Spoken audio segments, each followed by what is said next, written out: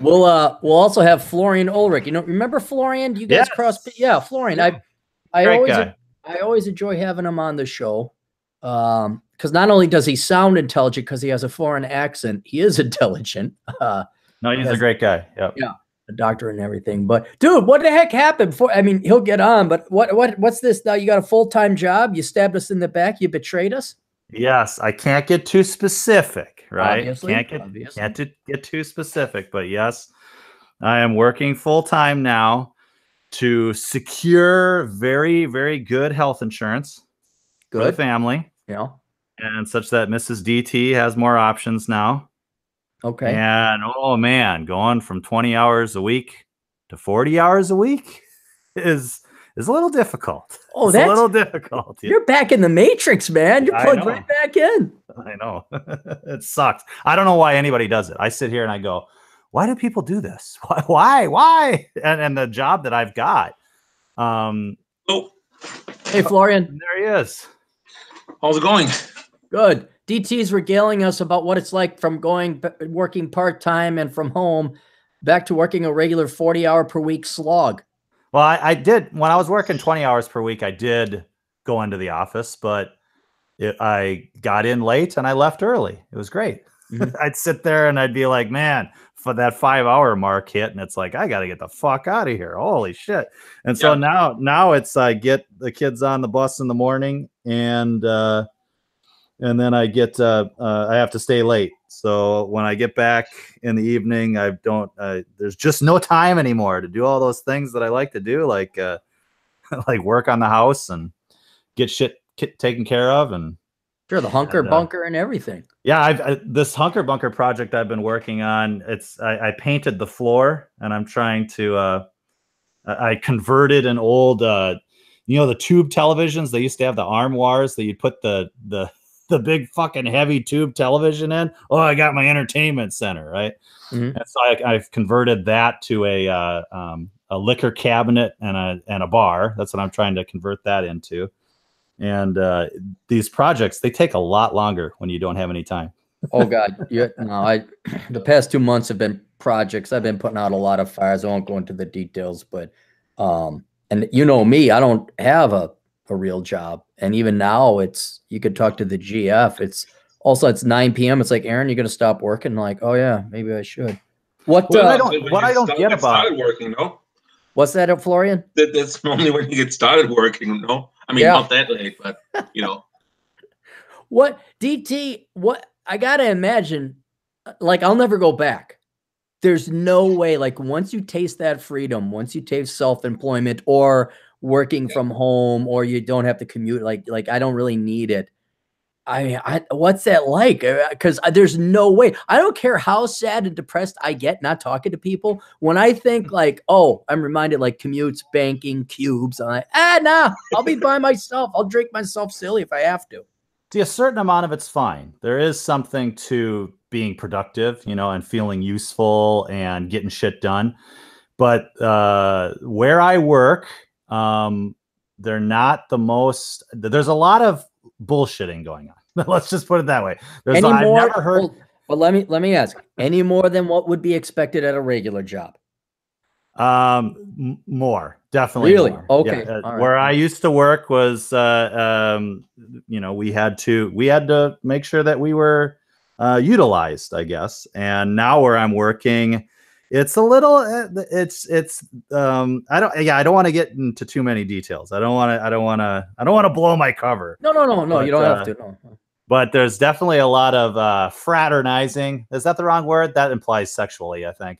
There's not that kind of fraternizing. Water cooler talk. Yeah. There's a lot of bullshitting going on, and I sit there, and I don't necessarily need the money. I'm there. I told my boss. He's like, so why are you here, DT? And I'm like, for the health insurance. That's like, I didn't say to make a difference. Nothing like that.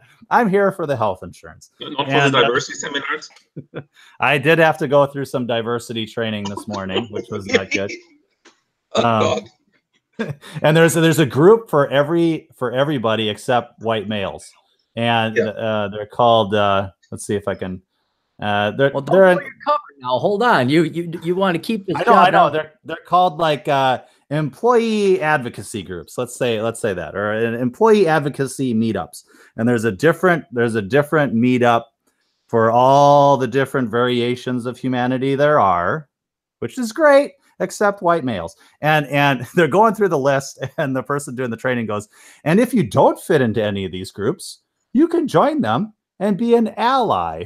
I'm like, oh my God, great. Ally. I'm an ally. Fuck you. I'm not your.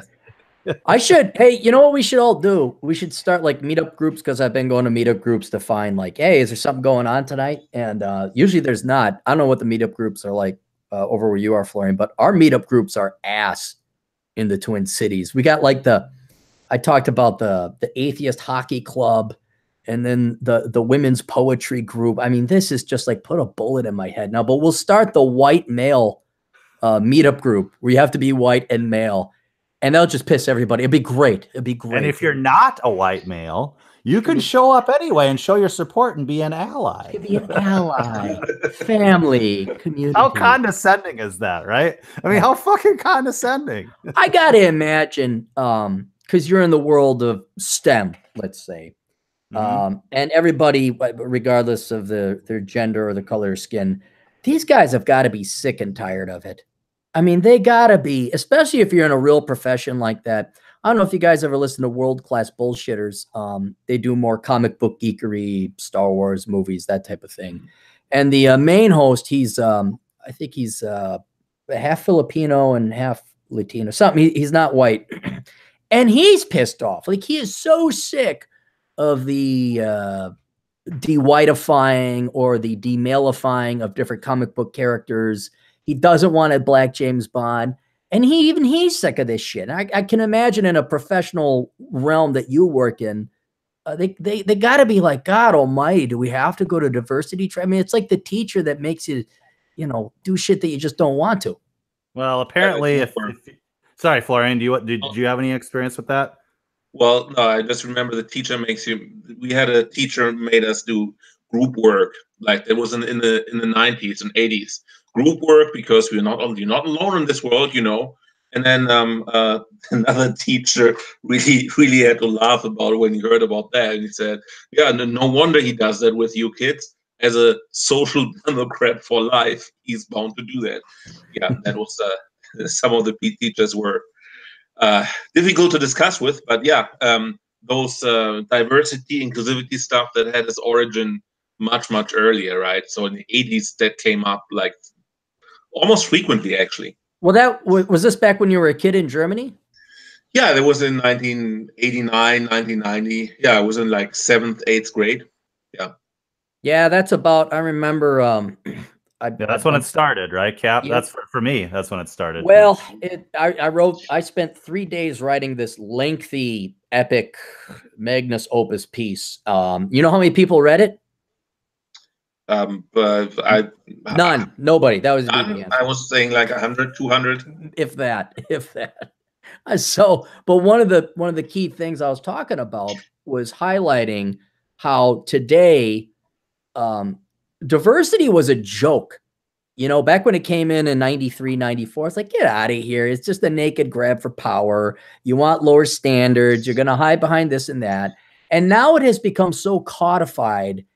You can actually major in it, and now you can get a doctorate. There was some bint, and I use that word charitably, that wrote an article for Forbes about how white male managers, they can participate in diversity and inclusion. And she has her doctorate in diversity and inclusion and her bachelor's in psychological organization or something like that.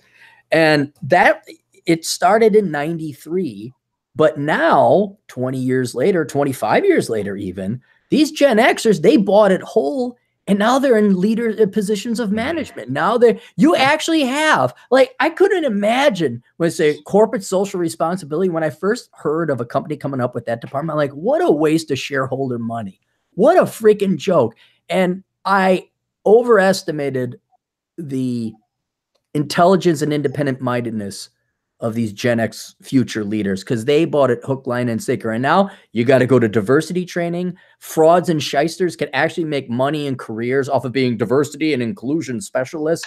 All this bupkis and bullshit. And yeah, it started in the late 80s and early 90s. But you can be an ally now. You can be an ally. Sure, you're not really a part of our group. No, but you can join. You can join anyway and be an ally. But I mean, how did they discover the moon landing in the 60s? I wonder, with hardly any diversity at all. It's a conundrum. How could that happen? I don't know. I don't know. You know what? Physics is racist. That's probably what it was. It was racist and it played to the patriarch. It's both. It was both racist and sexist. And yeah, well, it is an interesting experiment. You know, I mean, it's if they at some point said, okay, we're good now, then it would be like, all right, we sort of took a back seat for a little while to give people a chance, and now we're, quote, all equal, and we can compete and we can kick ass and we can get along and we can, you know, do great things, and it's over. But it's never over. And you said, Cap, you know, are people sick of it? I don't know. I know I can tell there are some people where I work that definitely don't buy into it at all. Mm-hmm. But it's systemic, really. And you know, I was looking at the policy on affirmative action and on discrimination and things like that, and they list everything, you know, that you can't discriminate on, including race. You know, we're white people. That's a race. There's all these things except politics. Was the only thing that was not in there. And I'm of half a mind that once I've been there long enough where my job is safe, that I might push for that. I might say, you know, you've got all these other things that you can't discriminate on, but you do not have politics on there, political affiliation. You've got everything else under the sun but political affiliation. And have you seen what's been happening lately in society where people are being discriminated based on their political affiliation, and you know, ran out of restaurants and had deplatformed and silenced and all these things? So I really think that should be added. And when my job is safe, maybe I'll make that stand. There's two things. If corporate social responsibility was real and authentic, what they would do is pursue two things. One, they would pursue telecommuting to its maximum extent so you wouldn't pollute the environment. And they're all about employees are our biggest asset and work-life balance. I'd stop paying us lip service and allow us to work from home. There's no reason we have to ruin families and go through divorce and alienate our children because I'm stuck in traffic 2 hours a day. So that's one thing they'll do.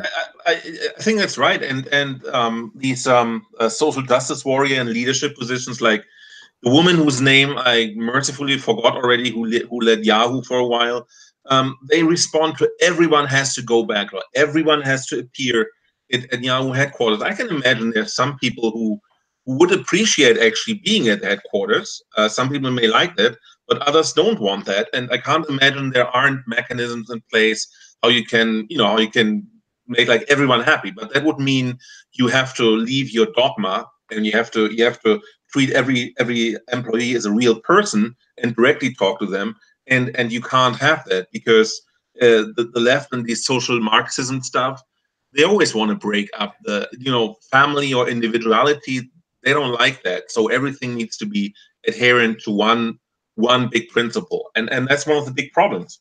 Well, that's the point I was going to make, because that highlights the hypocrisy of corporate social responsibility. It's not about being corporately responsible. It's not about providing work-life balance. It's purely a marketing scheme. And the second thing, that if, again, corporate social responsibility really wanted to be corporately socially responsible, you would say we are a freedom of speech employer, or we are a freedom of choice employer, where when you clock out, we don't care what you do. You could volunteer for the Communist Party. You could go work for the Black Panthers. You could work for the Hasidic Jews. You could go work here. You could be an ardent supporter of fascism. We don't care. It's none of our business. We as an employer respect your freedom of association, your freedom of speech. But that's not corporate social responsibility. Their genesis, their origination is Marxist, is leftist, it is thought control in origin. And now it's just, at best, it's a sleazy marketing technique where it's like, hey, everyone's brainwashed into leftist. Everyone wants to be organic. Everyone wants to be green. Everyone's for women. Look, so are we. You know, Nike going with Colin Kaepernick. That's a brilliant marketing stroke, because most of their clientele, I haven't worn Nikes in 30 years probably, is young kids who are dumb and leftist. And yeah, we're oppressed. So that was a brilliant market. This corporate social responsibility, that's all it is marketing. But if they were to actually, the words itself, if corporate social responsibility were to have meaning, one of the most socially responsible things you could do is protect democracy. And yes, you can be a grade A dick. And that's what these employers are grade A dicks, or social media entities where you're going to ban people and this and that for whatever speech, right or left, I don't care. Yes, you could be a grade A dick, but we're not going to do that. We're going to respect your right to your opinion. And they don't. They don't, because it's politically motivated. Yep. And one of the things I think, I was going to make another point too, and it plays into this, where employees put up with it because they have to, right? They have to put up with it. They're debt slaves. Exactly. And I'm working at this new job now, working 40 hours a week. And I'm already thinking about reducing my hours to 30, man. I'm just like, okay, how do I work this so that I can kick ass enough to show that I kick ass, and even 30 hours a week, you're going to want me, rather than some other fuckhead for 40 hours a week that can't do shit. And so I'm already sort of scheming in my brain. And the reason why is because, yeah, I said, I'm there for the health insurance, and the health insurance is still 100% contribution at 30 hours a week. It doesn't go down. And so when you do the math, I mean, yeah, STEM, when you do the math and you think, how much am I making per hour? If you take the same health benefit on 30 hours a week rather than 40 hours a week, you're making more money per hour. And it just, it amazes me that people don't see that. And the reason why is because they can't, is because they've got that mortgage, they've got that debt, whatever it is, they need that money. And I'm walking around as the new employee going, well, I'm not here for the money. You know, I'm here to be helpful and for the health insurance. That's it. Right. And you got your house paid off, which again that achievement cannot be understated in terms of its financial freedom it confers upon you. Mm-hmm. Where you can just literally walk away. Or, I mean, I've told many people the ballsy story where your previous employer said, "Oh, we can only give you a 3% raise." You said, "Okay, bye." And they're like, right. "Oh, wait a minute, hold on." The magic money fairy showed up, and guess what, DT? We found enough for 25%. Yeah, I think that's a very good example. That many jobs are very specialized and actually kind of useless nowadays, right? I mean, I don't know, DT, what job you have, but it's probably more. I imagine it's a more universal job where you can actually walk away, right? If you learn some diversity stuff or a very academic niche, then it's not so easy to just say I walk away, because you can't just ask next corner and somebody needs another plumber, right? Yeah, I mean, it's specialized enough that there's not tons of people that do it, but there is enough work that it isn't a problem finding work. So, I mean, I'm really good at what I do. Wherever I work, I always, excel. And so and when you're that way, you just sort of automatically treat yourself with respect. It's like, I mean, I'm good at this. Stop treating me like shit, or I walk. So, and it's, I think and all of us are in our 40s by now, right? Sorry, Aaron. We're all in our 40s by now, right? I mean, we're not doing this. I'm going to go work for the man and prove myself. I mean, it's kind of like, nah, you're going to pay me what I'm worth. Right. Yeah. I'm in my 40s, and there is a certain amount of, I mean, when you start in a new place, you do have to sort of play ball for a while.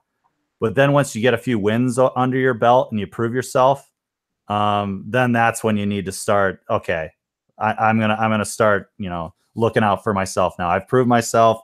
I don't need to jump through any hoops anymore. You know who I am. You know what I can do. We're all professionals here. let's work this out. That's good for everybody. And so there is sort of that trial period where you need to prove yourself. And so I would just say, be patient during those time periods, because they don't know you and you don't really know them, and you don't know the company, and you don't even necessarily know the work front to back. You know what you know, but you don't know exactly how they do that kind of work. And so it does take some time. But once you've paid your dues, man, you've paid your fucking dues. Start looking out for yourself. Have a little bit of self-respect. And push back a little bit if you feel like you're getting taken advantage of, because everybody will take, if you are one of the 10% that make a company work, because it is the 90-10 rule. 10%, if 10% left tomorrow, the company would go bankrupt and they wouldn't be able to do shit. There's 10% of people that do all the work. And if you're one of those 10%, you got to start acting like it. The budget fairy finds money for you, even though they said it wasn't there? The budget fairy finds money for you. That's right. Florian, I got to, just for the audience, because we've only had you on once before, I'd like to have you on more, and I don't know if people tune into you at Bernard's show or what. And I don't want to put you on the spot, so don't give away any identity, but you work in academia, correct? I did work in academia. Yeah, that's my background. Okay. Can you tell us what you do now, or is that anonymous and secret? No, it's not anonymous and secret. That's I won't go into all the details what I do, but I'm actually freelancing, right? So I'm you could say I'm an academic consultant. Yeah, I help people with writing work and give them recommendation how to write a good thesis and so on and so forth. And I left academia as a biomedical scientist when I basically had the choice. I could become a professor at some other university. I had my paper, I had my paper record, my CV was all there, and I didn't want to do more academia. I felt like nobody really cared, or that sounds bad. I didn't really think, I was becoming a little too isolated in academia, right? So that's why I decided to strike up on my own. I didn't want to be hemmed in academic structure, right? Where you have to play policy games, politics games, and that kind of stuff. And you basically always have to ask for grant money, and always and always and always. And I've seen people just like breaking up. Being in academia, it's a nice job, but people get bored and people get like disillusioned and so on. So I struck out for myself, and I'm working as a freelancer, as I said now, and then I'm looking at ways to earn money with a business myself on the long run. Yeah, well, that's what I'm doing. But out of curiosity, because I used to teach college, and I enjoyed the teaching aspect of it. I didn't have to do any research or look for grants. Couldn't you do that, or were you just tired of academia? It was in a bad spot. Because I'm kind of curious. I see you as somewhat of what's the word I'm looking for? You'd present well. You would be like, oh yes, it's Professor Florian. Let's go see him, and you'd make the subject interesting. Or were you more like research, or am I not understanding academia all that well? I think I'm. I think you're not the first one who tells me I would do a good presentation, and I know. I mean, the few times I have taught, it was perceived well, I think. I do like doing research on my own a little bit more. I also do like to teach, if I have like a single student who works by my side and I can directly teach them to help me in my research. That's also what I enjoyed very much. On the long run, maybe I go back to become just like a lecturer, half times, 20 hours per week or something like that. But right now I just enjoy my freedom too much, right? There's no commute. There's nothing like that. I don't have to sit next to people who forgot to shower in the morning. I don't have to go to diversity seminars at university or elsewhere, right? I can just spend, like yesterday, I spent more time on my work and then went to bed a little later and went up around like lunchtime today. And that's a freedom you can get kind of addicted to. And in addition, it would be worth a try, but if somebody just looks at my Twitter feed, I probably would not be hired for any socially conscious discipline to teach, let's say it like that. I don't think a Trump supporter has much. I don't think supporting Trump is a big advantage if you want to make it in academia nowadays. But I think in the end, I'm always optimistic, right? But that's why those two reasons, right? Political stuff and myself being much too used to being a freelancer have kept me from going back and trying to do some teaching. I know a guy, he worked from home and remotely and only worked part-time. And then he went full-time again, and now he's stuck commuting, and he had to go to diversity and he's on the podcast every once in a while. He can't get to his hunker bunker. He can't paint it. He can't get to his projects. And it was sad. He used to be a free man, but now he's a corporate guy. You got to commute there, DT, or no? Yes, I do now. Yeah, I have a commute. But like I said, I'm getting the kids on the bus in the morning. So I'm rolling in well past the peak commute. Yeah. And unfortunately rolling back home well past the peak commute. What is wifey poo, Mrs. DT watching the kids? She's still working too, but it's been an adjustment period because I used to kind of, be the one that looks out for the kids. Yeah, you were the bum. You just stayed at home and ate bum. Well, I wasn't a bum. You were, hey, I'm having scotch, and me and the man are going to do our podcast now. And when I was working 20 hours per week, it was get the kids on the bus, go to work, come back in time for the kids to get off the bus. So, working the 20 hours per week was about the perfect balance, I would say. 20 hours per week is really nice. 30 hours per week, that'll be really good too. I don't understand. It's when you I've already started talking to people at work a little bit like, oh, I'm thinking about taking time off without pay. And they look at you like you got a growth coming out of your head or something, like, well, I can't take time off without pay. All these people need this money. And it's like, I walk around like, yeah, I don't need the money. I got my house paid off. It's a starter house, but I think people, it's like almost, I think people view you with like jealousy, but the way that I say it, I always try to say it like I'm living with less. I stayed in my starter house. When everybody else wanted to upgrade because they watched HGTV too many times, I didn't. I said no, and we stayed put. And now we've got that security and just ability to go. They can't kick us out onto the street. The bank can take your house. The government can't. Period. Well, I was always amazed.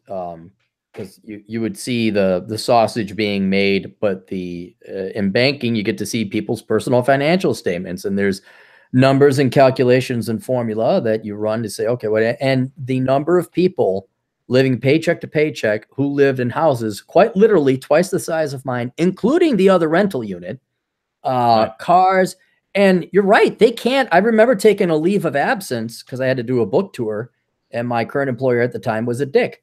And they said, well, you only have 3 days vacation. You'd have to take a leave of absence unpaid. I'm like, I don't do any fucking work now. I didn't say that, but I'm like, okay, fine. I'll take some. And they just kind of start a little bit. Oh, okay. But you do understand we're not going to pay. I'm like, yeah, I understand.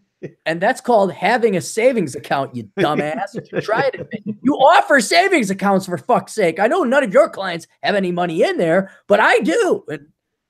It's amazing when you ask to do it. It's amazing. They just like, what? You want to take time off without pay? And it's like they never thought about it. They've never thought about it because they can't think about it. So they've never thought about the ramifications. They've never thought, well, how much of an impact really is it? And it's not. At most places, it's not much of an impact. Your vacation accrual goes down prorated. If you got any sick leave, it goes down prorated. You have to make sure that you don't take too much time off without pay, and because it'll kick you down into a lower benefit range. But that's if you don't need the money. The way I look at it, my kids are halfway done. We're halfway done raising our kids. We're at the halfway point right now. So it won't be a starter home soon because you won't have to downsize it. Just stick with the original home. Exactly. And so if it's halfway over, I mean, you got to start thinking priorities. I mean, is the priority to make money, or is the priority to enjoy your life, enjoy your kids while they're young, build up those memories, build up those experiences? Oh, your kids love very you. You guys happy. have fun all the time. I've never seen a happier family. I'm very happy that I'm in the position where I can make this choice, and it's because we made very difficult choices in the past. And now we're reaping the benefits of those difficult choices in the past. Well, I know Florian alluded to this before about, because I was always curious. What Florian, you have your doctorate, right? I mean, you are a doctor. Yep. Yeah. And I was always kind of like, oh, I wonder why Florian, you know, okay, he doesn't have to be in academia, but I mean, but your Spartan and minimalistic lifestyle affords you all this freedom, and both of you guys have seen it, and I've seen it, but a little bit more a philosophy or a theory I've been working on is these people are so having the horse blinders on and so in the thick of it and never come up for air, they lose the perspective about what his life is about. Now, a lot of that, they don't have a choice because they are living paycheck to paycheck. They have a mortgage they can't afford, car loans, student loans, all that other. So they're forced to be underwater for that long. But any slight aberrant, and I know you can't call it aberrant, that's a bit pejorative, but any different behavior, they don't understand it. I mean, I remember one time, conditional on my employment, I'll mention the employer because they suck in their company, that sucks, and they're going to continue to suck, Wells Fargo, contingent on my employment, was that I would be able to leave whenever I wanted. I put in my 40 hours a week, but I was granted access 24/7 to this building. I could go do my work anytime I wanted. And then people started complaining because I would just pick up and leave because it was a nice day on a Friday. I'm like, I'm hopping on my bike, I'm biking back home, I'm going to go do whatever. And then the new boss, who was unaware of this contingency for my employment, says, well, we've had some complaints that you just pick up and leave. I'm like, yeah. Did you not see my logged in hours at 3 a.m. when I came in, you know, maybe a little tipsy after the nightclubbing a little bit, but did you not see me coming in and doing all this work? And what it was is pure, simple jealousy. These people, they so screwed themselves. They so enslaved themselves to predominantly debt, but other things, that they can't even comprehend. They don't even have the time. They're so busy in survival mode in terms of Maslow's hierarchy of needs, you know, survive, just having food, clothing, shelter, not getting eaten by saber-toothed tigers. When anyone dares to go to the second to last stage of Maslow's hierarchy of needs called fun, or what the fuck do I want to do with my life? Oh, they don't know what to do. At minimum, they're miffed. At worst, then they go and bitch and whine and try and get you fired. There's a crabs in a bucket, right? Yeah. So if one crab tries to climb out, the other crabs will haul it back in. No, and it's sad what a small percentage of the population. I know most of the people listening to this podcast and you guys and all that, we at least have, thankfully, we have this correct perspective. We know this knowledge, this fact that life is not meant to be slaving away working. It's meant to be having fun and spending time with your kids and loved ones and all that. But my God, for the remaining, I'd have to say 97% of the population, they were programming scripted, man. From 5 years old on, they were programming scripted, and they just went right into the machine, right into that machine. And even if they're engineers or whatever, they're lining up. They're going to take their diversity training. They're going to take their sensitivity training, and they have to because they gotta. What's the most? Florian, do you even own a car, or do you rely on public transportation? No, I don't own a car. I actually probably when I move away from a place that has, you know, so there's dense public transportation around here, right? If I shall move to a different place where I need a car, I'd probably get a Mercedes-Benz 190 from 1989 and do a little bit of a repair.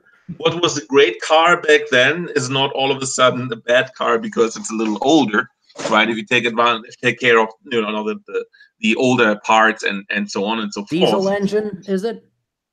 Yeah, some diesel. The diesel engine holds until I think 250,000 kilometers, no problem. But that's especially there was one Mercedes in the 1980s.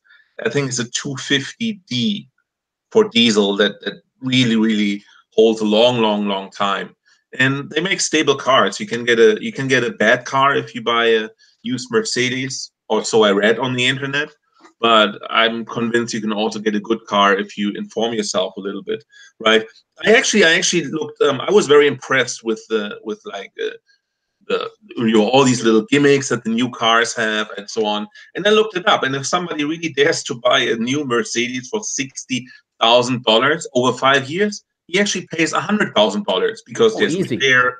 Then there's like all kinds of different electronic that can go wrong, gas mileage, and all that adds together.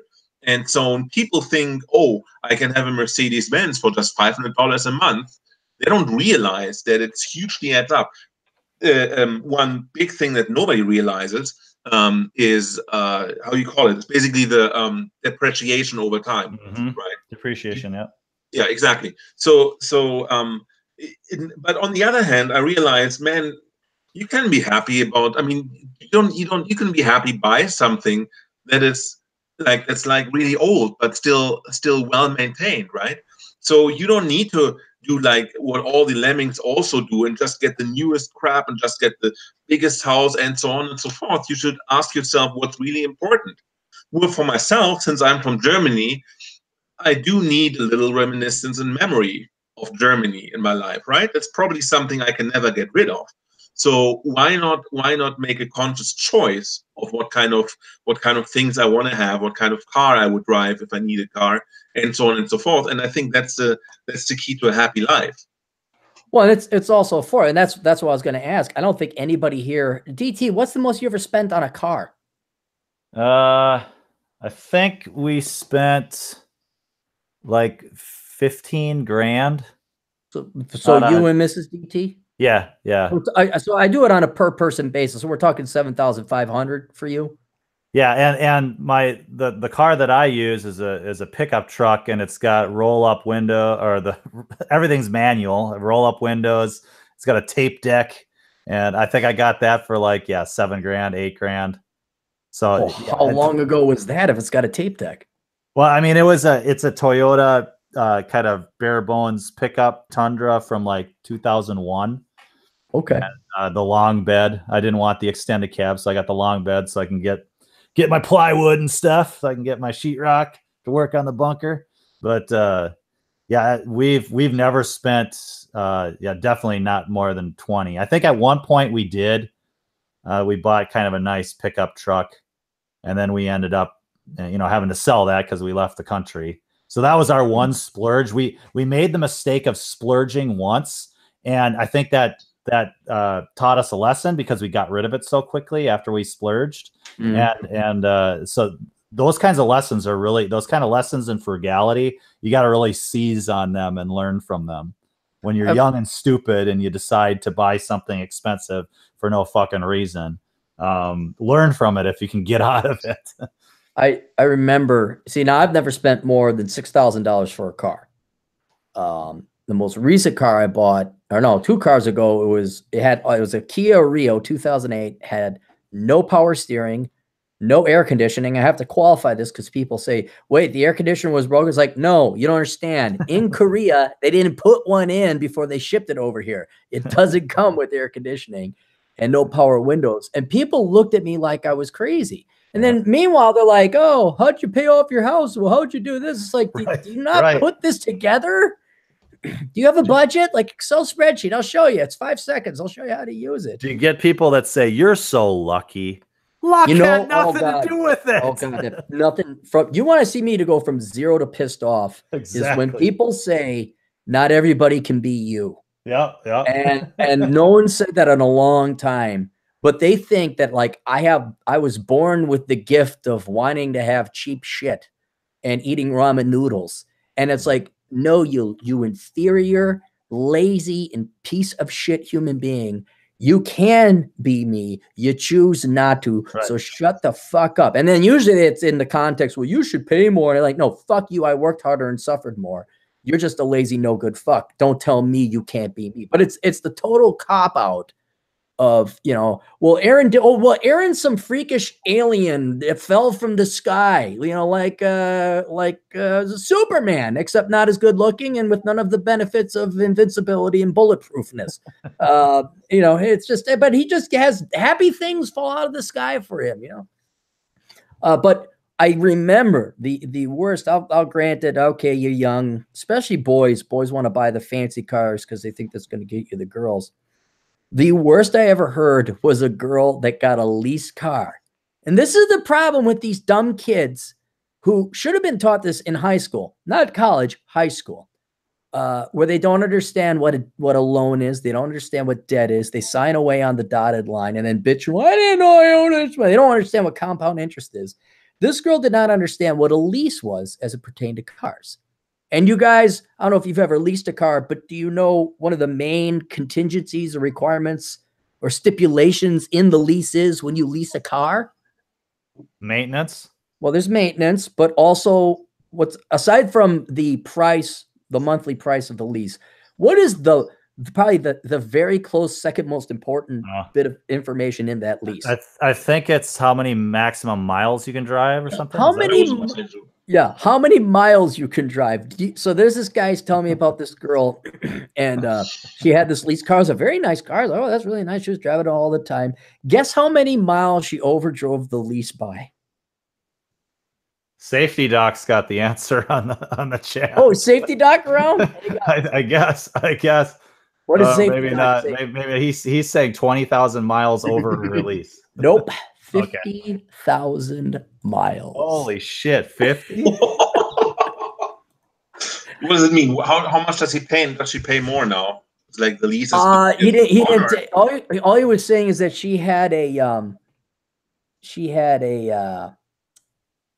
showed up one day. That's why he told us the story. She showed up one day with a used, remember, it was like maybe the late 99s, the early 2000s, where that copper orange was a very popular color. Yeah.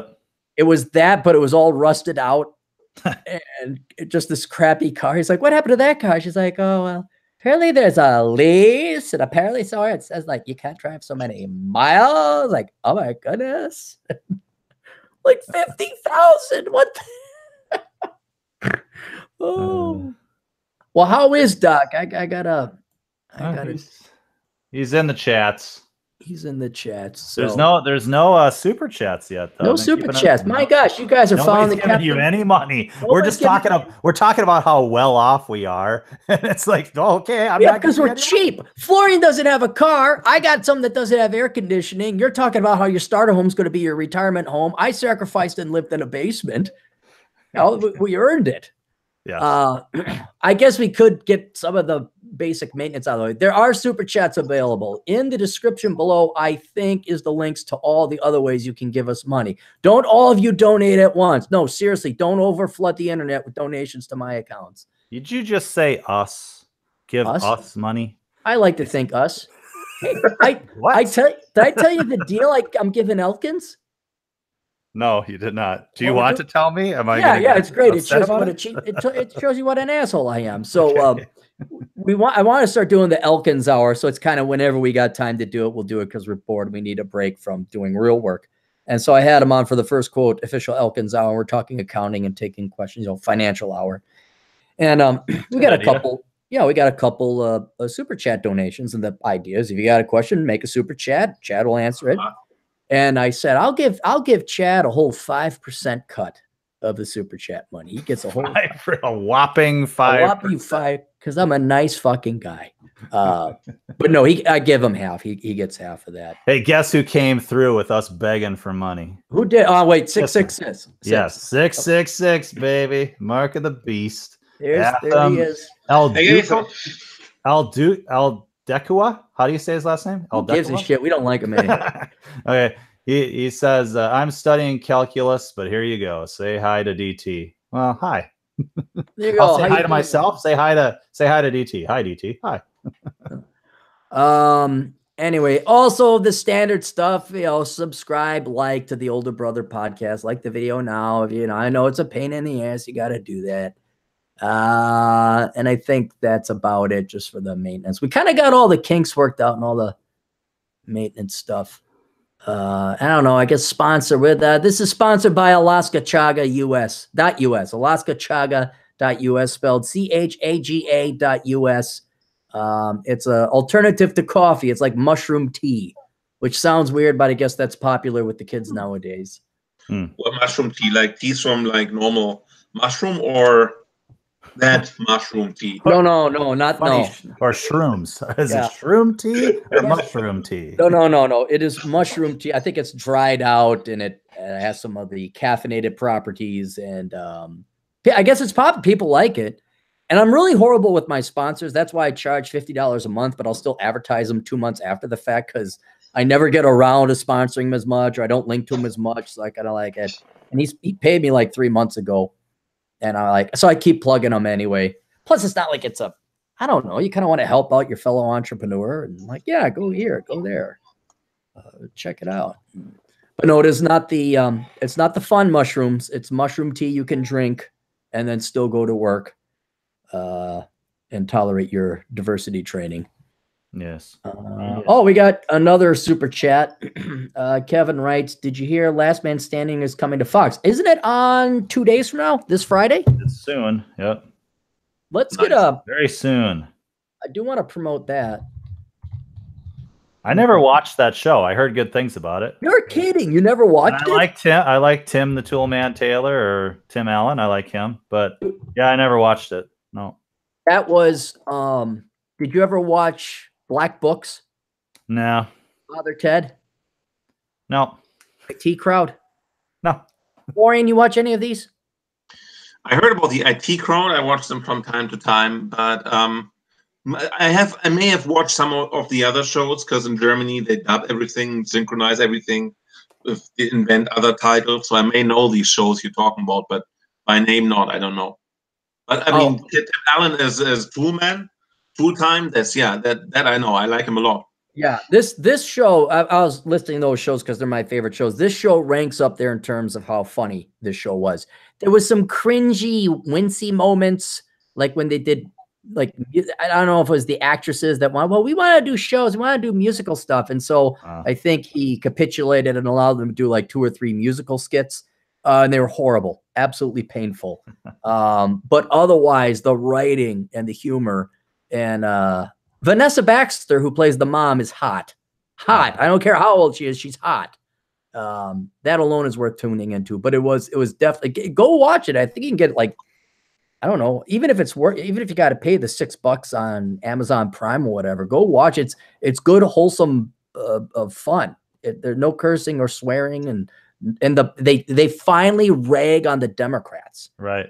And that's why he got canceled initially. Yeah. Oh yeah, no doubt about it. But I mean, one of the daughters starts dating this. She's in middle school, so there's this gangly, nerdy, dark-haired, dark-eyed kid with thick-rimmed glasses, and one of the other daughters comes in and says, "Hey, why are you dating Rachel Maddow?" Just get some. Hey, have you seen pictures of Rachel Maddow when she was younger? Oh, she was a fucking hot. Oh, she was really nice looking, and then leftism hit, and she looks like a man, Mr. Maddow, as Alex Jones would say, Mr. Maddow. Yeah, actually, a similar thing happens to many women, right? They just shave their hair after a certain number of years have passed. I mean, look at Scarlett Johansson, right? She's like one of the prettiest women out there, bar none. And then like after she's like 32, now the hair is all short and she's like all pro feminism, rah. Wait, even after the Avengers? I didn't watch the Avengers anymore. I just but maybe. So you're saying she's a little bit more attractive now? Well, no. Last time I saw was in the Avengers. Of course, that was probably filmed 2 years ago. I didn't. But see, I don't pay attention to the People magazine or the Inquirer drama. I mean, did she shave her hair or something? No, it wasn't. She cut it, right? Yeah. It was short. The nice thing about the Avengers movies is that they always make sure to get an athletic Scarlett Johansson butt shot. There's always something where she's approaching the bad guys and her butt's like most of the frame. Fantastic. You guys know. I'm trying to find it on the internet. You guys know the feminist Big Red? Yeah, she seems halfway sane now. Well, there's I'm trying to find it on the internet because I successfully screen shared it. Is she accusing Kavanaugh now of something? No, I'm accusing He was in Kavanaugh next. grade I'm the big school? secret new accuser that's coming up. Don't even get me started about that. I don't even. Are you? I wanted to get you started about that. I'm still started about it. I'm still humming. I'm revving. I know in the long run it's going to help us because even they keep forgetting there are moderate Democrats, and a lot of the Democrats out there are these nice people who just think that they should help out the little guy. In other words, they got the right heart and soul. They're just completely delusional about what that party stands for, except when you do stuff like this. I mean, okay, Anita, who's the one that went after Clarence Thomas? Anita Hill. Yeah. Anita Hill claimed that Clarence Thomas was making crude jokes or sexually approached her or whatever. This is, and certain people can say, okay, that's not professional. I'm really wondering about that. But the Democrats have now, the professional ones, not their rank and file, I'm just for the little guy type of Democrats, they have crossed the line where they're going back to high school yearbook inscriptions and saying, here's a 17, 18-year-old kid, and by gosh, he did. And there's no, and what has the gal testified? Has Ford even testified yet? Well, here's the deal. She's been delaying, saying, well, I can't fly in a plane because of the claustrophobia of the, I'm claustrophobic now because of the trauma. And the way it sounds is that basically what's happened is the Republicans are smart. They know that what the Democrats, if she was going to testify, first she demanded that Kavanaugh go first. How do you respond to your accuser if you need to go first? You can't do that. The accuser has to go first. So first she tried to do that. Now she wanted, well, I want all the Republican senators to question me. And the Republican senators are smart. And they're like, we're going to bring in a female lawyer to question this person so that the Democrats don't have clips of a bunch of old white guys asking a, quote, victim about what happened to her. So the thinking right now, and I agree with it, I don't think she's going to testify on Thursday. She's delayed it. They've been accommodating as fuck for this. One person can shut down the fucking country over allegations from 36 years ago from fucking high school. She can shut down the fucking country over a made-up memory that was probably induced by hypnosis. If you believe this bitch and her allegations, you have to believe in alien abduction, Democrats, because that's what hypnosis and memory retrieval is. All the people that believe that they are abducted was through memory retrieval through hypnosis. So she can shut down the country, and she's not going to show up. And so hopefully the Republicans just say, okay, fuck it, we're voting, we're getting this done. We've been strung along, we've been patient enough. Fuck you people, we're done. Well, I hope they say that, because one problem is that, Chuck Grassley even said, he's the guy who's running the confirmation committee hearings, and he basically even offered to fly someone out to Blasey Ford, that's her name, right, to California so she can testify there. No. This wasn't possible, that wasn't possible. I think the problem that Chuck Grassley has is that you also have Jeff Flake on the committee, and Jeff Flake doesn't run for re-election. But Jeff Flake does run around and give interviews to CNN and MSNBC and all the other, maybe the occasional Fox as well. But he could be more invested into, being there, like looking at his media career afterwards. So there's little leverage you have against someone like that. Help me out, Florian, for those of us who've dropped out of politics. Who's Jeff Flake? Is he sits on this judicial committee?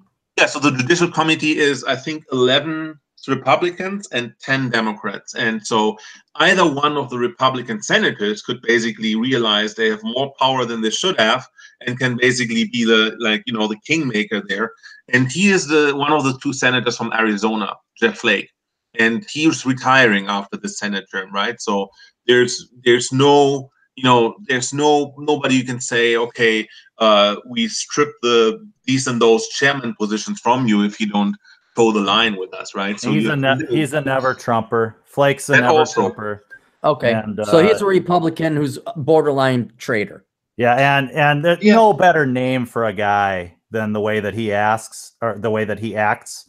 Jeff Flake. I mean, there's no better last name for the way that that guy acts. Who was the guy? Exactly. Who was the guy? Gosh, it must have been 15 years ago. Switched from the Republicans to the Democrats. Yep. Just What was his name? Yep, you're right, Florian. Arlen Specter. Not Arlen. It was before that. Another guy I want to say named Jeff. And it was one of those 49-50 deals that he just stabbed all the Democrats were masturbating to the fact he did that. I remember that. Right. It was a long time ago. I forgot what it was. All right. So then all of a sudden there's other people coming in and accusing him now, or is this all bull? I know it's bullshit to begin with, but is this just like with Trump, when one gal said that he assaulted her, a bunch of others came by later and said the same thing? Yeah, there was Ronan Farrow. That's basically the Mia Farrow's son, right? He grew up with Woody Allen in the family. Mia Farrow. I'm sure he's the epitome of mental health. Yeah, you doubt a little bit. He is a reporter, and people say he's one of the most trustworthy reporters, independent of his party affiliation. But he basically brought out a story in the New Yorker, and basically saying, yeah, exactly as you said, the second person comes forward and said, well, there was a rowdy party and they made me drunk, and then Kavanaugh stripped naked and shoved his you-know-what in my face. That's what she said. And that was also just completely invented, most likely, because even the New Yorker article, Farrow even says he doesn't have any corroborating witnesses. He just heard it from someone who also was at that dorm at that time. I hear someone said, someone else said. That was this New York article. Even the New York Times said, we didn't run the story, but because there was no good corroborating evidence of the story. But he ran with it.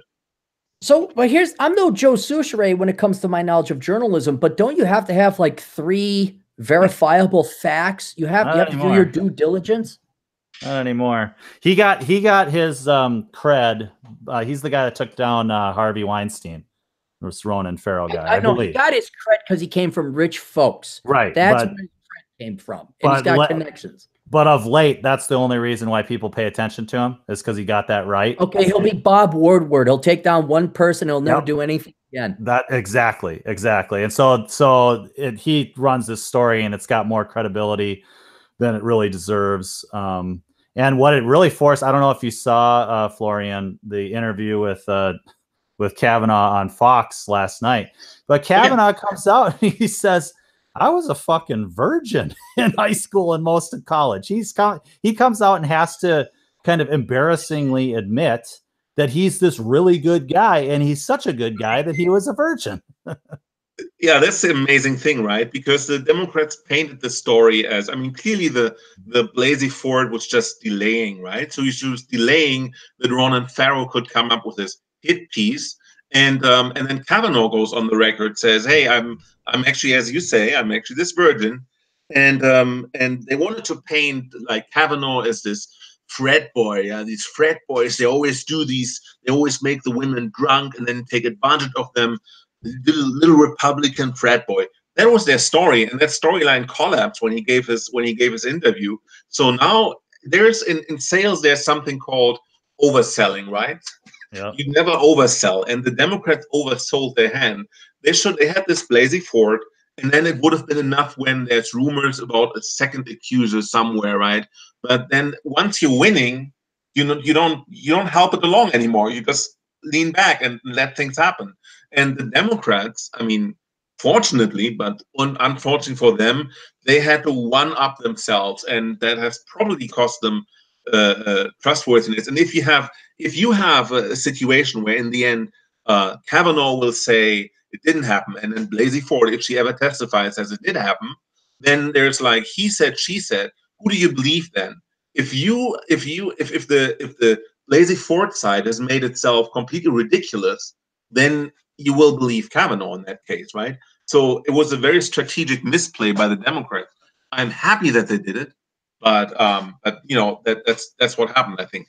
The only problem with your analysis, Florian, is you're assuming that less than 50% of our country isn't fucking insane. and that's the problem, is that even somebody like, I was watching the Sunday shows, and Matthew Dowd, who's supposed to be this great independent thinker, said, well, if there's doubt as to whether this 36-year-old accusation from high school is true or false, if there's doubt whether it's true or false, you have to come down on the default position to deny Kavanaugh the Supreme Court nomination. And that is just that. When I saw that, and when I've seen the last 2 weeks of things going on, I'm like, we've reached peak insanity. Right now is peak insanity. If one slut can take the entire country hostage with just making shit up, making her memories up, and shut everything down, we've reached peak insanity. We're not the rhetoric now, what people view as reasonable now, the logical arguments that they're constructing, it's insane. There is no sanity anymore. And we on the right always like to try to make our arguments logical and sane. And we're dealing with people who are completely fucking insane. Yeah.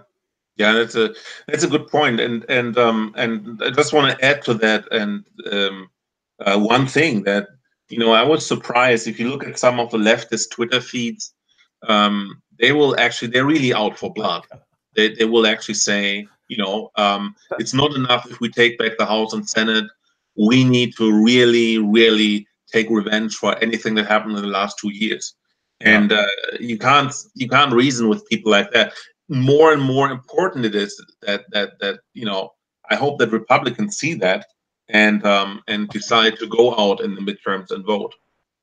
Okay, Aaron, I'm seeing what you're putting up on the feed now. Holy crap, that's the red-haired chick? Oh man, those were the times. Is your microphone not working now or something, Aaron?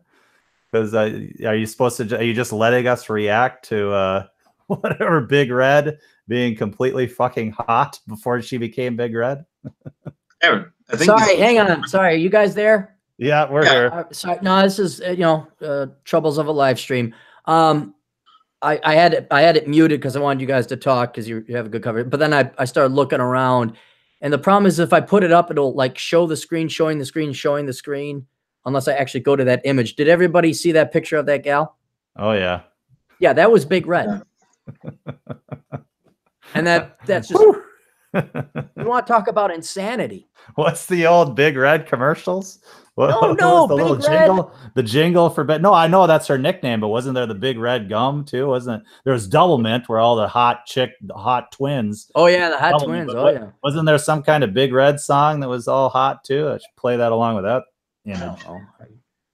I did want to say this thing, you hit it on the head there, DT, about critical insanity. Florian may be a little bit more informed on this, I presume, with his European education, but when you have a society collapse, usually it's due to a famine, either induced by bad weather, but more recently communism, where a critical mass of people just aren't working because there's no incentive anymore. But I think in the United States, we may actually see a collapse because of insanity. Agreed. Where if you have if you have people giving credence and consuming, as much as we may not like the government, this is important business. The government does conduct important business. It is vital to the success of this economy and this nation. You need to have a government. We need to have judges. Right now, we're short one on the Supreme Court. We need somebody up there, right? And if half the population, mindlessly or consciously, maliciously or naively, are going to get in there and gum up the works on stuff like this and not agree to at least, yes, we have rules and laws that govern how someone gets nominated, how the government is to operate, and they're going to throw sand into all the gears. Let alone think of day-to-day operations. Like, these people are being corrupted to the point of incompetence and insanity on the cellular level. It's like a cancer.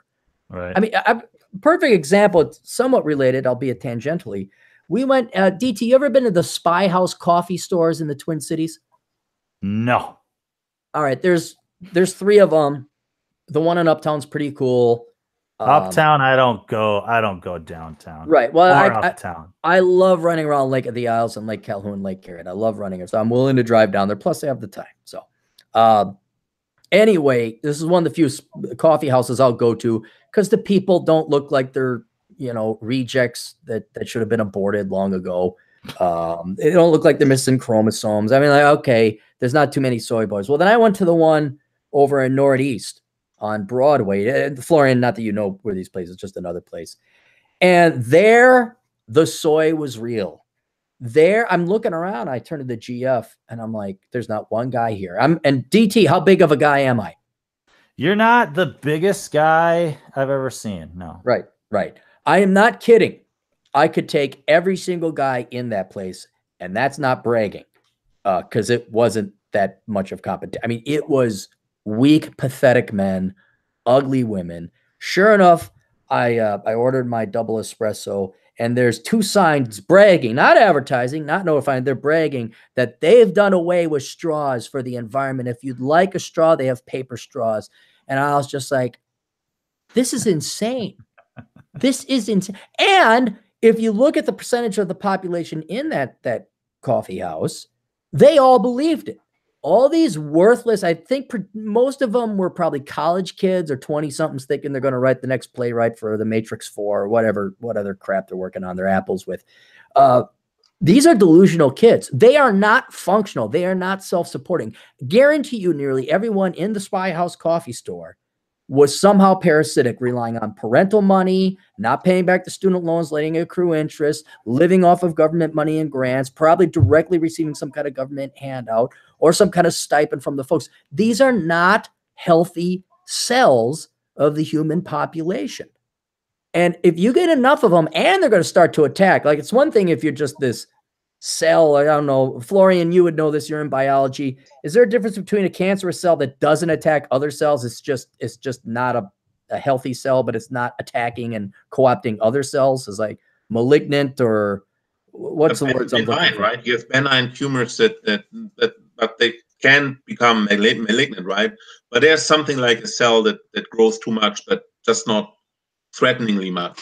Right, but then there are malignant would be the bad cells that try to attack and co-opt other cells, correct?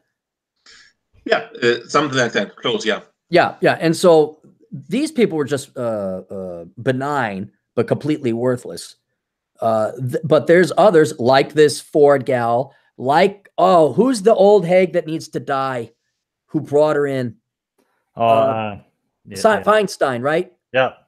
There's a malignant, there's a cancerous growth. Yeah, she's horrible. Yeah, I mean that, and once you get enough non-producing attacking cells within any body, biological or social, the society will collapse. And man almighty, I thought the financial crisis would be the reset button. Apparently it's not, but and no one really learned their lesson from that. But my God, and it's childish. That's why I don't pay attention. I just get my blood pressure up because this is fucking childish and fucking bullshit, especially on the part of the Democrats doing this circus and bullshit with the nation's highest court. Well, and the Republicans, when Obama nominated Kagan and Sotomayor, the Republicans say they're qualified. We might not agree with them. It's his right to make these appointments. We'll vote them on through. This is when people say, well, it's on both sides. You'll hear people say that a lot. No, it's not on both sides. The only reason why this is happening is because the Democrats are what were, before this guy was even nominated, 100% against him and would not vote for him no matter what. And they're trying to delay so that they can take control of the House or the Senate. And then there will be, if they take the Senate, there will be empty seats on the Supreme Court until, I guess, the Republicans take it back or the Democrats win the presidency. They will fight that long because they are insane. They are evil. They are filth. When I thought that the Democrats couldn't get any lower, they get lower, and they're going to get worse. one person shutting down the entire fucking country is bad enough. This is going to get worse because Democrats are absolute filth. And that's a very important thing to understand, especially for any Christians out there listening. These people are not fellow children of God. They are filth. They are below filth. And it's important to realize that. Yep. You should watch Jesse Lee Peterson. Have you guys watched Jesse Lee Peterson? No, who is she? He's a black guy. He's a Republican basically. He's a black guy running a. He's a reverend actually, and he has like his own church. So I understood, and he has like a call-in show, and it's basically if you want to describe, it's basically a black version of Rush Limbaugh a little bit. So he's like, I mean, you check it out on YouTube. He has good points, but he also calls, as DT just did, the Democrats children of the lie, and unfortunately, yeah. I mean, you got to see it now with their tries to delay the confirmation of Kavanaugh. I just wish I could make a plea to, because they at least account for half. Again, those nice Democrats who think, oh, it's just, I think we should help out the poor people. You guys have got to wake up. Yeah. I mean, look at who's violating freedom of speech, albeit they're not the government. I know they're private companies, but they're interfering. A private entity, private individuals are interfering with other private individuals' attempts at the freedom of speech. You have the Democrats pulling up a lie, trying to ruin a man's life. I think Kavanaugh, it was great when Kavanaugh says he vowed that he was not going to step back. Yeah. I'm like, good, finally, there's a Republican. I think we found the one testy in the entire Republican Party. Kavanaugh's got it. The virgin testy. The virgin testy. We should write like a children's book called The Kavanaugh Testy, the Virgin Kavanaugh Testy. And so pent up over a couple decades. Just bam. But look at how the Democrats are completely against the democratic process. They're completely violating the rules. And you know what? Fine. They're bringing it under technicality. They're following and obeying the rules. All right. That's fine. But how do I want to say it? Who's obeying the rules? They're not. Okay. Here's what it is. Look at who has the individual honor and respect to respect the rules. Obama nominates. The Republicans say, you know what? The rules are you get to nominate, and let's our thing. We're going to approve because that's how it is. Yep. I could never run a business where I would fire an employee because they participated in the political process or had a blog or dared to speak their mind or wrote a book or whatever. Right. I mean, think of what a fucking scumbag I would be. Oh yeah, I have the right to fire this person, but what a dick. What a dickhead move. And there's no honor or intention of maintaining a democracy or this republic on the part of the Democrat Party because they're all about power. They're all about keeping their cushy little government jobs. They're all about avoiding having to work in the real world. And they will destroy this country and your lives, by the way, Democrats. You nice, good union Democrat. Well, you're just for a little. You need to wake the fuck up and realize that there are tyrants, not at your door, but in your household, in your party, the ones you vote for. Yeah. And who do you think? Who do you think delivers all your food via truck? Do you think it's a bunch of soy boy, Democrat, guys that have pictures of Obama on their wall? No, they are red hat wearing "Make America Great" type people. They're the ones delivering your food. When shit goes down, you starve. Well, don't worry, DT. You know what they'll do? They'll do what South Africa is doing. They'll just give the white farms to the black people. And they'll manage the farms wonderfully well. And you'll have a success known as Zimbabwe. They don't have guns in South Africa, I believe. Could you imagine it? I use the black because it's South Africa. But could you imagine handing a farm over to a bunch of master's degree, liberal art, pussy white boys? Who maybe have a couple chickens in their backyard and they think they're Farmer John, or their little organic little garden that they grow, and all of a sudden they think they can take over a couple 40 acres, couple 40-acre plots worth of crops. Diesel exhausts, carbon dioxide, which is a greenhouse gas. We're not going to use any of these chemicals. We're going to be organic. Oh God, it'd be Stalin himself could not collapse the farming industry as quickly as a bunch of SJWs trying to run a farm. You mean I have to kill that pig? What? Oh, But they would also decide that. I mean, they would decide that they shouldn't farm crops, this type of crops or potatoes this year or whatever. They would decide it democratically that they're not going to plant crops this year on their farm. The problem is with these like committee decisions and all that. It's like somebody's just too lazy to do it. They don't know. Oh man, haven't you heard? Potatoes will just like deprive the precious ground of the minerals. We shouldn't have potatoes. And what really the motivation is I don't want to work. And that would be one of the reasons why farming by liberal Marxists would actually fail. You'd be surprised what laziness explains. And we could talk sexism and Me Too and the Supreme Court and the Democrats have this right. What it ultimately boils down to is laziness. That's the only reason these Democrats are doing it, is because they don't want to work a real job. It's the fear of labor and toil. Because if they ever get out of office, then they're going to do what that Republican guy is doing, because he too is afraid of working a real job. They're going to try and find some job in academia or the media. But nearly everybody, both right and leftist, but predominantly leftist, that's why they're left, is everything they do is to avoid work. President Obama, his entire life was avoiding real work. The presidency was the first real job that piece of shit ever had. Right. And I think he was shocked. Wait, well, $60 an hour? What 60 hours a week? What now? And he went great quick. Of course, they all do. But yeah, that's every, you go to the heart of every core incentive that the left has, it's they're avoiding work. Yeah, and they find the shortcut. I mean, they avoid work in their arguments too, because basically, if this works with Kavanaugh, and I've described it to Mrs. DT, and she doesn't like it when I describe it this way, but it's absolutely true, and she's definitely coming along. It's very depressing for her to come along on this argument, but what Supreme Court nominee Brett Kavanaugh retracted his nomination or was denied nomination of the Supreme Court because vagina. That's the reason. Because vagina. That's ultimately what it is. But why vagina? Claim you have to, huh? You want to know why? Because again, that goes back to laziness.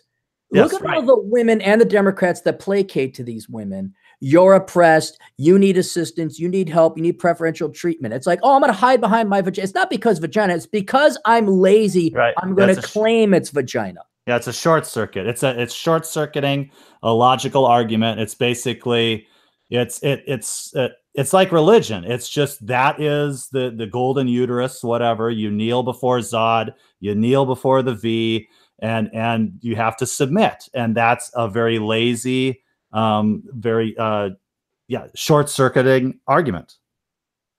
It's any trait that you're born with, and the reason why, and you can see it, they'll hide behind race, they'll hide behind the color of the skin, they'll hide behind plumbing, they will hide behind made up, Joe, I'm a pan-sapiosexual, whatever.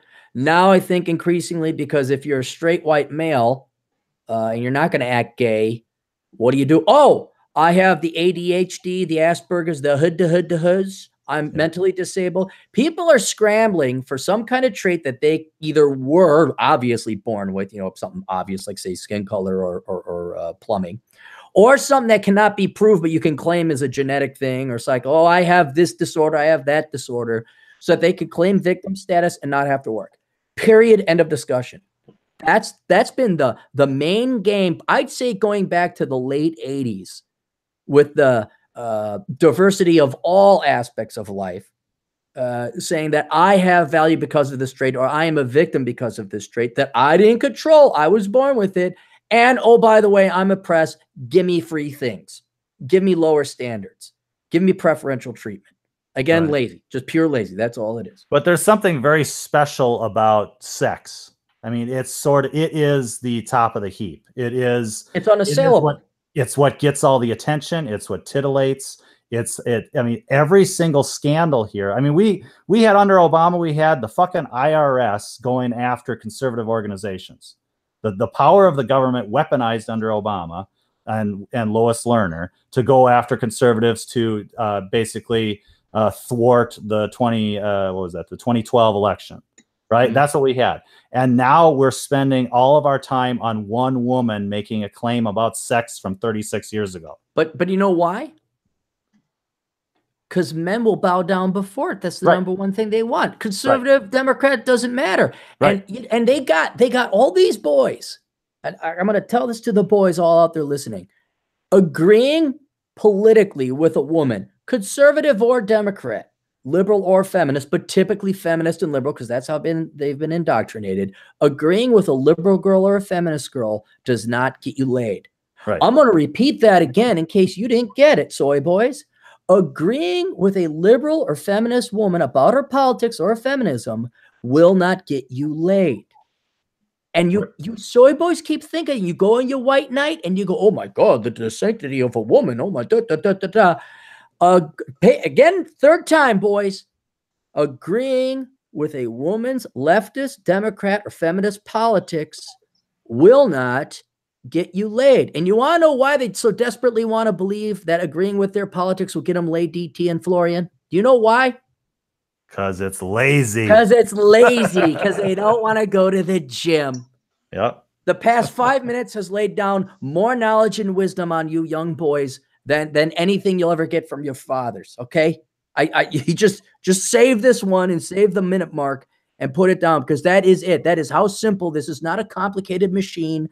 That's the new $60,000 BMWs. This is the simple 1988 Mercedes that Florian wants to buy. Here's the ignition. There's a transmission. There's the thing. That's it.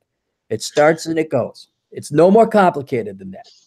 Yes, but the women, they all told them that they're like the best friends ever, and they even told them that, man, you will find the woman who gets together with you, the woman who marries you, will be the happiest woman on this earth. Luckiest girl in the world. I don't know why you can't find a good girl. Did any girls tell you that? No, I mean, say again.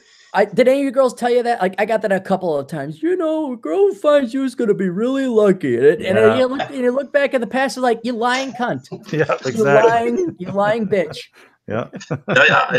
That's painful own experience. I was waiting for that woman that would be the luckiest woman in the world just by marrying me, and somehow it never materializes. I know she's out there, Florian. She's got to be there somewhere.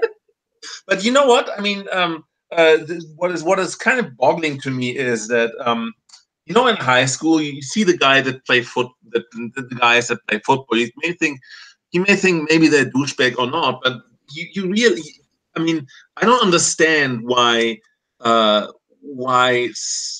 unfortunately I have to say so many men don't realize that that they see the guys who are like muscular, they get all the girls. So why not do the second step and actually go to the gym yourself and work out? Maybe that's the reason. That's what determines the price. Were you not paying attention? What's the theme of today's podcast? 4 letters. 4 letters. Worse than the C word, worse than the F word. 2 really high-scoring Scrabble letters in there. Lazy. They don't want to go to the gym. They saw, they go to the gym. They got to lift heavy things. That sucks. And it does suck. But and to be honest, the guys that are getting all the chicks, the quarterbacks and stuff, they're lazy too. They were blessed with good genetics. They're not that way because of work.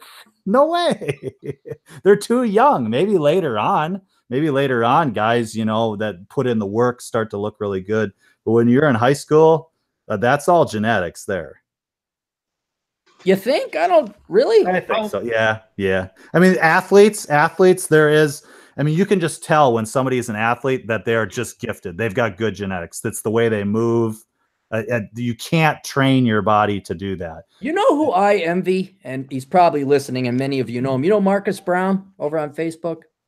I've heard of him, yes. Young black gentleman. Yep. I was going to call him a kid, but he's in his 30s now. But he was on the cover of the Black Man's Guide to Poverty, friend of mine in Chicago. So I'm looking, he's doing this diet and working out in there, and the dude is just ripped. Kid's got like 6-pack packs. I'm like, damn, Mark is really, he must be working out really hard. So then I go down and I visit him one time, and we're hanging out, and I say, hey, you want to go for a run? Because the North Shore's got some nice trails. You run around Lake Michigan. Chicago architecture is beautiful, I think. It's like, yeah, let's go. So we start running. We're 2 miles in. He's like, hang on, I got to stop. I'm like, what? He's like, dude, I'm not in shape. I'm like, what do you mean you're not in shape? You got like this chiseled body. And so there was a little bit of like, oh, maybe his genetics lends it a little bit better or something like that. But I'm like, damn, I'd love to have the genetics of Marcus, where maybe I hit the gym once in a while, I don't run, and I look like I'm fucking He-Man. Right, right. Yeah. And you've got, and have you always been able to run that well, Clary? Not really. I could bike. My cardio was fine, but you always got to train your legs. So I've switched in between running and biking, and it's night and day difference. Like I was in great shape as a cyclist. I'd be doing century 100 miles a day, not every day, but like on weekends I do 100-miler. I call them centuries, and I just be in great shape. And then all of a sudden you try and run, completely different muscle set, and you can't run to save your life. Then I've ran a lot, where I'm banging out 10 miles every other day. And I think, I can hop on the bike. Nope, completely different muscle set. But cardio, I've always been able to do no problem. No matter how much I tried to run long distance, I could never do it. I just couldn't. I had a high metabolism and my heart runs a little fast. Mm-hmm. And I think I didn't have as much space above my resting heart rate to really push myself long distance wise. So that's what I guess I'm getting at with the genetics, is that there is a lot of genetics involved. Hard work definitely is huge. I'm probably in the best shape I've ever been in because I've been going to the gym for like the last 4 or 5 years or whatever. Mm-hmm. But athletes, man, I mean, these big guys that are fucking 300 pounds playing NFL, I mean, you can't really train your body to do that. 7, there's obviously an advantage there. Yeah. I got one fan mail here. I didn't check older brother. I'll check into that. Michael writes, Mr. Clary, I've been watching your videos for a long time, and as a teenager, I was very skeptical about what you were saying. I am now about to enter college with affordable tuition, truly looking at my options for the first time for opportunity instead of passion. Good. We switched him from a girl to a man.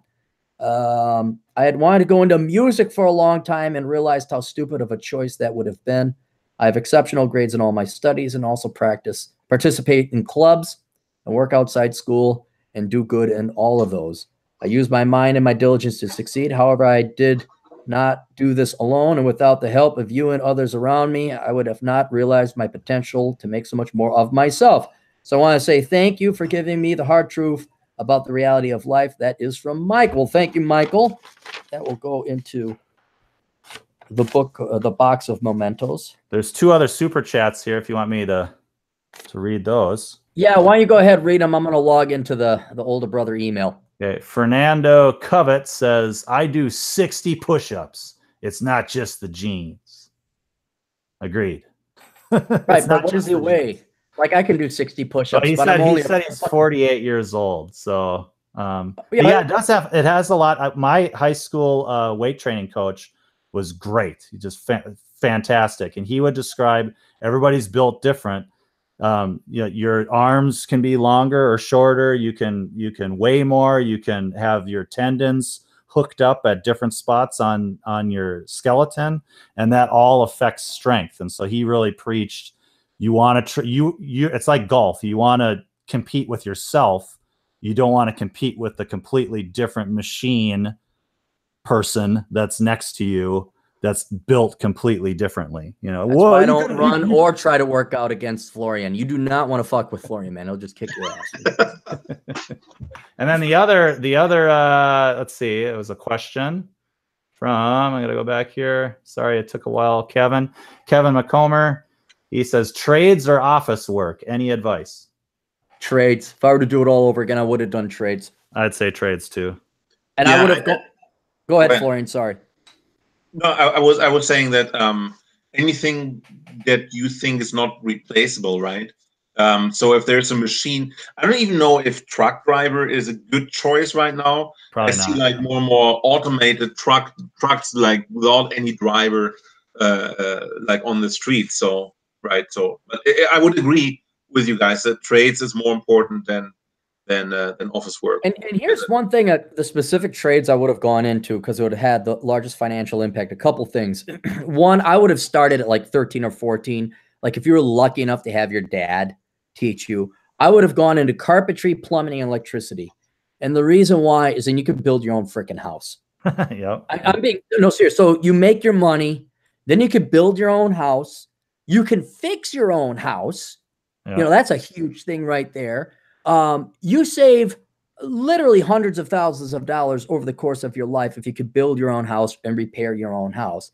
And the other thing with the trades is it's a young man's game, but it ain't like computer and desk jobs are going to go anywhere. You can always go to college afterwards and become an accountant or learn programming or something like that, but you're only young once.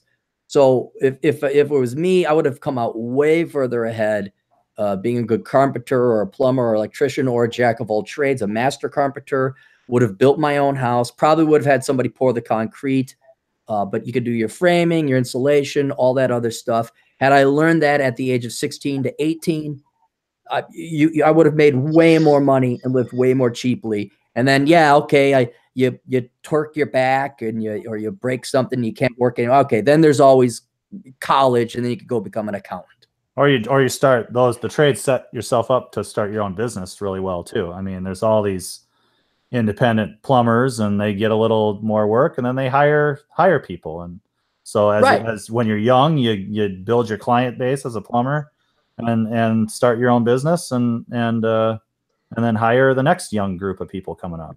So well, we talked about Larry, the guy that came out and put in my new water main. Here's this guy smoking his cigarettes, 75 years old, right. And he had a crew working for him, you know, and that guy was a pro, man. He got that. Now, guess what? Larry wasn't doing the heavy lifting. He was smoking his cigarettes and inspecting the work. But I'm sure in the day, Larry did all the heavy lifting and learned the hard way. Right. Mm-hmm. And the physical side of it is an important consideration, though. I mean, you definitely want to make sure you don't get hurt. I mean, because that can ruin the rest of your life. But things in the office can hurt you too. I mean, this whole carpal tunnel syndrome crap, you know, it's like people get really debilitating injuries from just office jobs too. So it's whatever you're doing, you got to make sure that you're taking care of yourself. Get to the gym, get your body moving the way that it should, and then you're less likely to get injured on the job. Yeah, I mean, if you take office work serious, right? I mean, if I compare, like, I don't believe many women in middle management position, for example, do real work. I mean, real work. If you read what, for example, you know, we can say those are good roles as much as you want, but when investment bankers start working, right? So I heard so many times that they have to like put prepresentation together until 1 a.m. for their higher ups. Oh, it sucks. Yeah, you don't want to work in investment. Aaron probably knows more about that. But what I heard was that they have to really scramble and do like research all over the internet. And then office work is also not as easy. Probably you can get carpal tunnel syndrome from there, but not when some office assistant goes to the water cooler and gossips with her besties and then does 2-hour real work. Right. The true price you're going to pay in a white collar job is the politics and pettiness and bullshit. Yeah. Not only as more and more people enter those fields, and the type of people who enter those fields are your soy boys and your weak boys, and not your real men, but women who are conditioned to think that, one, they're power tripping careerist women and that everything is an assault against them. That is a huge concern. Like, I mean, and this is where I follow the Pence rule. Like, yeah, you don't go into it's scary. Okay. You know, I don't think Gen Z women are prone to it as much, but man, I cannot imagine what it's like being conditioned and brainwashed to think you're oppressed and you got a narc and tattletale on every little minor infraction or upsettedness. That is, I have heard enough stories where it's girls all under 30 always complaining about something where I can understand if it's a legitimate complaint, but it's not been. It's been like, really an Orwellian, like, wow, you really got to walk around eggshells. You get in construction, you get into the oil rigs, you know what? You're not going to have a sexual harassment complaint about you. If anything, a guy's gonna spank you in the app or tweak your nipple because they're fucking joshing with you, and that's a benefit, I would say, of working in the trades or construction or a physically demanding job. That's just that petty bullshit doesn't fly on an oil rig in North Dakota when it's 20 below zero. Because it can't afford to, right? Yeah. Yeah. So and it screens out all the feminists because deep and inside, what are they, gentlemen? What are women's science major or women's studies majors? Take it away, Florian. Take it. Why don't women's studies majors close the wage gap tomorrow and go work on the Bakken oil fields? Why don't they do it? It's lazy.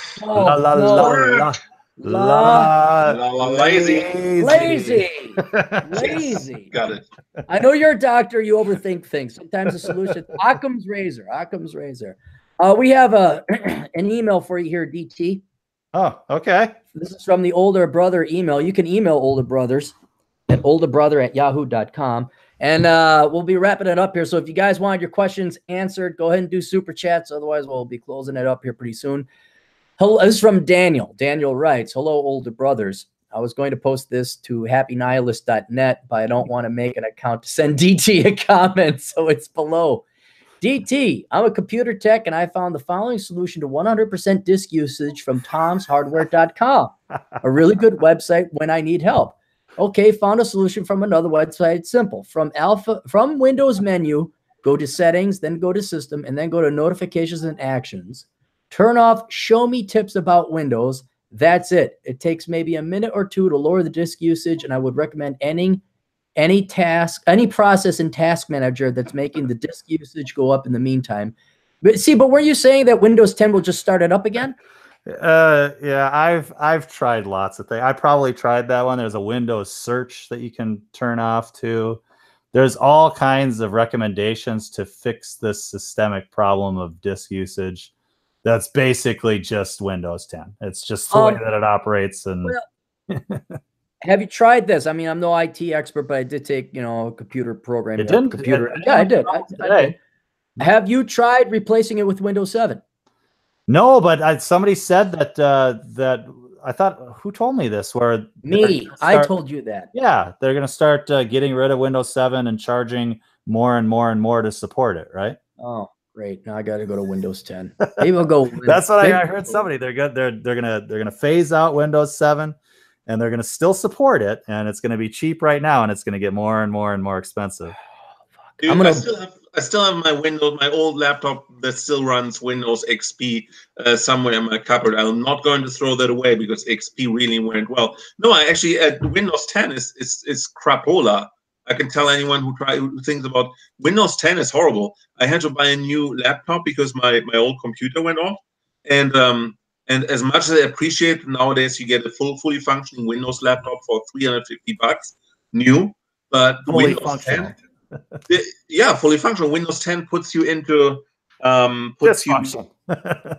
it basically automatically locks you into their OneDrive, which is like the Windows cloud. And it took me like a month to like just get rid of this OneDrive. So OneDrive doesn't run on Windows 10 with my computer anymore. But it's like a living advertisement machine sometimes. I hate to say this. I mean, I joined Matt Baldoni and become one of the Linux lovers, the Linux superior race, because at least Linux doesn't fuck around. I mean, and they're easily downloadable. It's point click interface. Ubuntu, Mint. There's plenty of variants of Linux out there. Linux. Have you heard the news lately about Linux? No, what? The Linus Torvalds. That's the guy who started it all, right? So he decided to have a code of conflict where basically every programmer has to be excellent. That has been in place for decades. They have now replaced it on the initiative of some social justice warriors with a code of conduct. So now it's like social justice warriors. They have all impinged on Linux, and people were thinking Linux somehow the older programmers, they can actually withdraw the license or actually charge money for the license, something like that. So those people could actually go bald and say, frack it, do your own Linux if you want, we are out of here. And that's an interesting. I just read about it like half a week ago or something like that. You should look into that. You know why I'm not worried about that? I don't think the social justice warriors are going to co-opt Linux and mess with it. You know why? Because they're lazy. Because they're lazy, and to reprogram an operating system would take effort. They're lazy. Lasix. They're gonna invent Lasix. Lazux.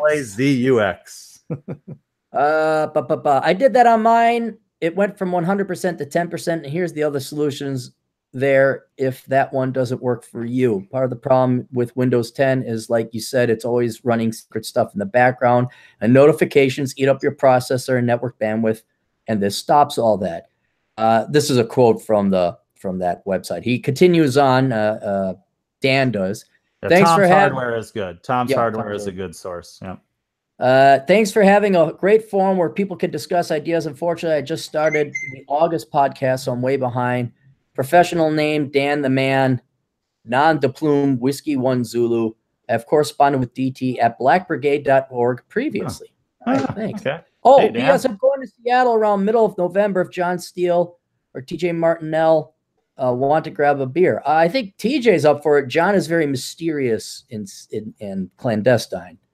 But I could forward that to the guys. I got to find TJ and John's email, but we can worry about that later. So I wonder how many people consider themselves Dan the Man. Yeah, my nickname's Dan the Man. But maybe 50% of the Daniels out there call themselves Dan the Man. Maybe, potentially. Okay, that's it for the super chats. No more. Oh wait, Kevin came in. If I major accounting, should I minor in finance? Yeah, you can. I would say finance is a helpful major. It's one of the few minors that will actually accent your major in terms of practicality and help. Oh, wait a minute now. What? You got to remember what he's going into. Shouldn't he minor in women's studies? He should self-identify as a transgendered something. Yeah. And then major in accounting, something useful, and minor in something completely worthless. Yeah. No, Native American language or something. I'm not against people minoring in finance, because the paradox of finance is there is some very helpful stuff in there, especially the math and the formula, and learning how financial markets work, learning about how does one fund a company or corporation, how do bonds, what are the cash flows associated with bonds versus stocks, and what are options. So it would supplement not only your professional life, but it's also going to help you in your personal life too. Unfortunately, you can't find a job with it, but thank God you have your major is accounting. But yeah, I would not say minoring in finance is a bad idea. That's you also forgot the Porter's 5 forces that you also learn about in finance. Oh God, well, that's advanced, Florian. That you can't learn about Porter's 5 forces. That's beyond a doctoral program. You have to get your triple doctorate at the prestigious Carlson School of Management to learn about Porter. You know what? I wonder. Let me look that up. If this fucktard is even still alive. Hang on. Okay. I don't know who the professor was. Porter's 5 forces. Okay. Who came up with it? Michael Porter, 1980. Yeah, I was going to guess Porter. Michael E. Porter, 1979. I'm going to click on this guy. Career. Born 1947. Still alive. American academic known for his theories on economics, business strategy, and social causes. He is the Bishop's William Lawrence University professor at the Harvard Business School. Let's talk about career. Okay. Are you guys going to guess if he has any real-world working experience or has been an academic his entire life? I think he is married to that L word. I don't care who he's married to. Did he put up framing and sheetrock? He brewed beer. Maybe not. No. Maybe that's next though. Okay, here I'm going to read. Michael Porter is the author of 18 books and numerous articles, including Competitive Strategy, Competitive Advantage of Nations, and On Competition, a 6-time winner of the McKenzie Award for the best Harvard Business Review article of the year. So no real-world working experience yet. Porter stated about competition. Yeah, he likes competition. Healthcare. Porter has devoted considerable attention to understanding and addressing the pressing problems in healthcare delivery in the United States and other countries. In his book, Redefining Healthcare, so he didn't work consulting. In addition to his research, writing, and teaching, Porter serves as an advisor to business, government, and the social sector. He has served as strategy advisor to numerous leading U.S. and international companies. Nonprofit. No, this guy has never ran a business, has never worked as an employee. Let's go early life. His father was a civil engineer. Michael Porter's father, Michael Eugene Porter. Is this? Oh, he has a degree in. Wait. Father, someone who had gone into careers in armor. He has a degree in aerospace engineering and mechanical engineering in 1969. He received an MBA in 1971. So he didn't work. Those were his 2 years to MBA. He was an engineer? He was an engineer. Engineer undergrad, MBA 2 years later, doctorate in economics in 1973, 2 years after that. So this guy never worked. Yeah, but he sounds pretty goddamn smart. I'm sure he's smart. But again, the reason Florian and I joke about Porter's 5 forces models is it's bullshit. Okay. It only could come from an academic. It could only come from a guy who sat in academia his entire life, never ran a business, never worked on a line, never filed an LLC. And I remember having to write papers about this dipshit simple concept. Yeah, I mean, I think I agree with Aaron. I think it's not. I think he's basically stating the obvious in complicated words, right? So basically, he's what the 5 forces are. It's like competition, the product. If there's a replacement product on the market, or like lots of parts for business strategy. Then it's not like rocket science, right? It's things like, oh, okay, it's obvious. There's competition, and I have to produce a better item that my competitor to get the competitive edge, and so on and so forth, right? So it's basically stating the obvious in many more words. I think Michael Porter comes from a time in the 1970s when American academia had like a kind of a renaissance. Like everyone was thinking about like, and systems, and everyone thought about like systems theory. That's the way to go. They thought they can come up with a formula that explains the world and all how you manage work and everything in a few formulas. And in that happy time for academics, the people who went into academia back then, they have really good jobs now, are well paid. That's when Michael Porter and others came in. But what is university absolutely lacking is, and what high school is also lacking, teaching students how to balance their tax return, or balance their books, how to make a tax return, how to invest, how to build a business, like how to file an LLC, as Aaron said, right? That should be taught, not what competitive forces may be out there. You'll figure that out yourself once you have your business. None of these professors or teachers know that. You want to know why? This guy wasn't lazy. He learned how to build airplanes. No, he was lazy. He said, I'm going to sit in academia. I don't want to go work in engineering. Yeah, Porter, I'm calling you a lazy freaking bum. You never worked.